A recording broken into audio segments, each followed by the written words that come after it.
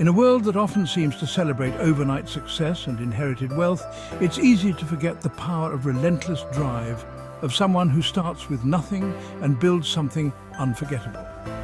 This is the real-life story of Charles Revson, a name you may not hear every day, but one that forever changed the face of the beauty industry and proved that starting with less doesn't mean you'll end with less. In fact, sometimes it means you'll end with everything. Charles Revson was born in 1906 in Somerville, Massachusetts. He was the second of 5 children in a Jewish immigrant family. His parents had fled persecution and poverty in Eastern Europe, hoping to find a better life in America. But that better life didn't come easy. The family struggled financially. His father worked as a cigar maker, a modest, labor-intensive job that barely put food on the table. They moved frequently, eventually settling in Manchester, New Hampshire. But no matter where they landed, money was tight. As a child, Charles wore hand-me-downs and watched his parents work endlessly to survive. There were no luxuries, no vacations, no room for dreams beyond the next paycheck. But Charles had something money couldn't buy: ambition. Even from a young age, he was sharp, observant, and deeply aware of the gap between where he was and where he wanted to be.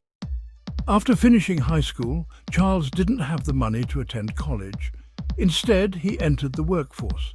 He started selling clothes and eventually moved into cosmetics, taking a job as a nail polish salesman in New York City. This was where everything changed. In the crowded department stores and cramped backrooms of 1930s New York, Charles began to study people. Not just what they bought, but why. He watched how women lit up when they tried on a bold color. He listened to the way they talked about beauty, desire, identity. He realized that cosmetics weren't just products. They were emotions, expressions, transformations. This was a time when women were starting to break free from rigid societal roles. Makeup was no longer taboo, it was power. But the company he worked for didn't see that. They were content selling a few basic shades of nail polish, using old formulas, running tired ads. Charles felt suffocated. He saw opportunity everywhere, but he wasn't in a place to chase it, so he made a choice, a terrifying one. He walked away from a steady paycheck and started his own company with just $300, borrowed from a family member. In the midst of the Great Depression, when most people were trying to just survive, Charles Revson decided to build something bold. He partnered with his brother Joseph and a chemist named Charles Lockman. Together, they founded Revlon. The name was created by blending Revson with the L from Lockman. They didn't have money for factories or marketing teams. What they had was one innovative idea. Instead of using dye-based nail polish like everyone else, they used pigments. This allowed them to create nail polish in rich, vibrant, opaque colors that no one else offered at the time. While competitors offered pinks and beiges, Revlon offered deep reds, seductive purples, bold corals. Charles didn't just want to make products, he wanted to make statements. He also had a genius instinct for branding.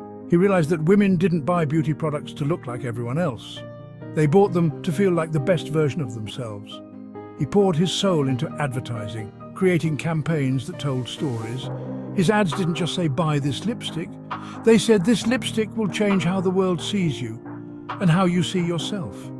He hired the best photographers, worked with top models, and made Revlon synonymous with sophistication. His competitors couldn't keep up. While they were selling formulas, he was selling feelings.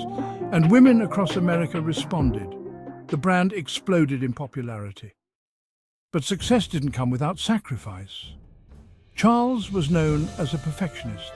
He was intense, detail-obsessed, and demanded nothing short of excellence from his team. Stories about him throwing products across the room or demanding an ad be redesigned at the last minute were common. To some, he was difficult. To others, he was a genius. To Charles, he was simply someone who refused to settle. His motto was clear: "I don't sell makeup, I sell hope." And in a way, that's exactly what he was doing. Revlon didn't just change the beauty industry, it changed how women saw themselves. It gave them permission to be bold, to feel powerful, to express themselves unapologetically. As Revlon grew, so did Charles's vision. He expanded into lipsticks, fragrances, foundations, skincare. He pushed boundaries, introduced seasonal color collections, and made Revlon the first American cosmetic company to advertise on television.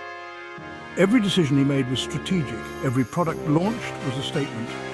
By the 1950s and 60s, Revlon was not just a brand, it was a force. It was in drugstores, department stores, on billboards, in magazines, in homes across the globe. And Charles Revson, the boy who once polished his shoes to hide the holes in them, he was now one of the richest men in America. But he never forgot where he came from. He never stopped pushing, striving, improving. His personal life was complicated. He married and divorced, struggled to form lasting relationships, and poured most of his energy into his company. Some say he was consumed by his obsession with success. But in doing so, he left behind a legacy that has outlived him by decades. Charles Revson passed away in 1975 at the age of 68.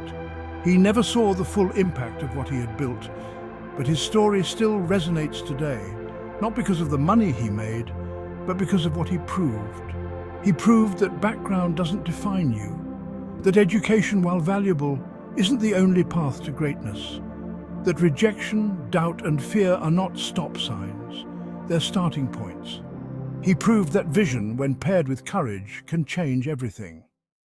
So if you're watching this right now feeling stuck, uncertain, too broke, too late, too different, remember Charles Revson. Remember the boy from the tenement, the salesman with no college degree, the man who turned pigment into a fortune and hope into a product. Success doesn't ask where you came from, it asks where you're willing to go. You don't need to have it all figured out, you just need to start. Whatever your dream is, whether it's a business, a book, a song, a cause, it matters, you matter. And you don't need permission to begin, you only need the courage to take the first step. Charles Revson took his step with $300 and a bottle of nail polish. What can you do with what's in your hands right now?